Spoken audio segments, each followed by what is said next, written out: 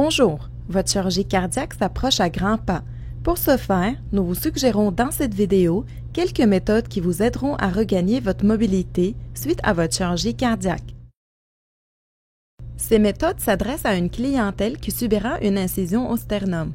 Cette incision permet à votre chirurgien d'accéder à votre cœur lors de la chirurgie. Attention!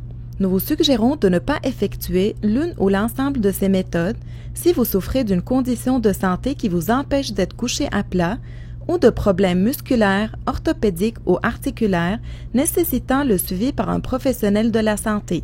Si c'est le cas, un physiothérapeute de l'Institut de cardiologie de Montréal vous suggérera, au cours de votre hospitalisation, des méthodes mieux adaptées à votre situation.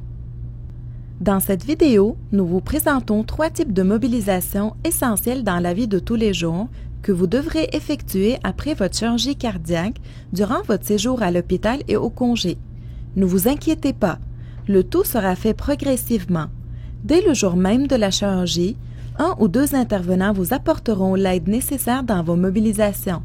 Par la suite, ils superviseront vos déplacements. Puis, vous serez en mesure de les faire tout seul.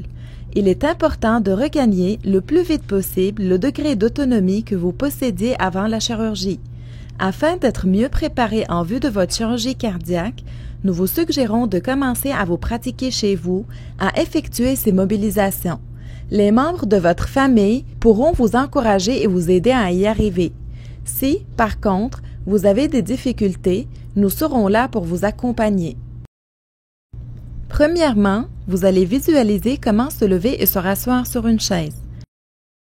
Pour se lever d'une chaise, commencez par avancer vos fesses et votre tronc en effectuant des mouvements droit et gauche de votre bassin. Une fois au bord de la chaise, écartez légèrement vos jambes en les décalant. Ceci vous permettra un meilleur équilibre. Au besoin, posez vos mains sur vos cuisses ou sur le siège de la chaise sans y mettre trop d'appui. Ceci vous donnera un meilleur élan. Penchez-vous vers l'avant. Ensuite, servez-vous d'un élan tout en poussant avec les jambes pour vous lever. Une fois debout, ramenez vos pieds l'un à côté de l'autre. Il est important de ne pas pousser avec les mains sur les appuis-bras de la chaise. Ce sont vos jambes qui doivent pousser pour vous soulever. Pour se rasseoir sur une chaise, commencez par reculer jusqu'à ce que vos jambes touchent la chaise. À l'aide d'une main, repérez le bras de la chaise afin de bien vous enligner. Vous pouvez déposer vos mains sur vos cuisses afin d'amortir votre mouvement vers la chaise. Ensuite, penchez-vous vers l'avant en pliant vos genoux et portez vos fesses le plus loin sur la chaise pour s'asseoir. Deuxièmement, vous allez visualiser comment se lever du lit en 2 séquences. S'asseoir au bord du lit. Si vous sortez du côté gauche du lit, il faut déplacer votre corps vers le côté droit. Pour le faire, pliez vos 2 jambes et poussez avec vos pieds pour décoller vos fesses du lit et les déplacer vers la droite. Faites suivre vos épaules en les tortillant dans le même sens. Ensuite, pivotez vos fesses vers le côté gauche pour rouler sur ce côté. Ramenez votre bras droit du même côté. Maintenant, déposez votre main gauche au niveau de votre clavicule droite et posez la main droite sur le lit. Puis, sortez vos pieds du lit et poussez avec vos talons sur le bord de ce dernier afin d'y approcher vos fesses. Ensuite, en poussant avec votre main droite et votre coude gauche, descendez vos jambes et redressez votre tronc.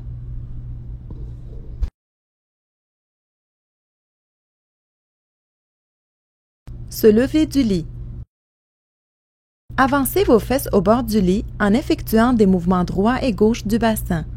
Une fois que vos pieds touchent le sol, écartez légèrement vos jambes en les décalant. Ensuite, pour un meilleur élan, vous pouvez poser vos mains sur vos cuisses ou sur le matelas sans y mettre trop d'appui. Penchez-vous vers l'avant et en vous servant d'un élan, poussez avec vos jambes pour vous lever. Une fois debout, ramenez vos pieds l'un à côté de l'autre. Il est important de ne pas pousser avec les mains sur le matelas. Ce sont vos jambes qui doivent pousser pour vous lever. Troisièmement, vous allez visualiser comment se coucher dans le lit en 2 séquences. S'asseoir au bord du lit. Commencez par vous diriger vers la tête du lit afin d'y déposer vos fesses. Reculez jusqu'à ce que vos jambes touchent le lit. Au besoin, déposez vos mains sur le matelas sans y mettre trop d'appui. Ensuite, penchez-vous vers l'avant en pliant vos genoux. Portez vos fesses le plus loin dans le lit et asseyez-vous. Si besoin, reculez vos fesses dans le lit en effectuant des mouvements droits et gauche de votre bassin. Il est important d'éviter un appui excessif sur les bras. Ce sont vos jambes qui doivent effectuer l'effort. Se coucher dans le lit. Si vous vous couchez du côté gauche du lit, appuyez-vous sur votre coude gauche et votre main droite en les gardant proches de votre tronc. Tout en glissant votre coude gauche sur le matelas, inclinez votre tronc et remontez vos jambes dans le lit. Une fois couché sur le côté, vous pouvez garder cette position.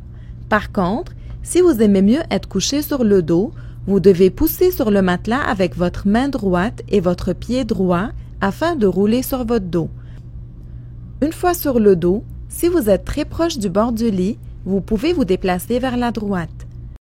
Dans cette vidéo, nous vous avons montré 3 types de mobilisation indispensables que vous devrez effectuer suite à votre chirurgie cardiaque. La répétition, dès aujourd'hui, de ces méthodes de mobilisation vous facilitera la tâche pour la période suivant la chirurgie. D'ici là, n'oubliez pas de rester actif.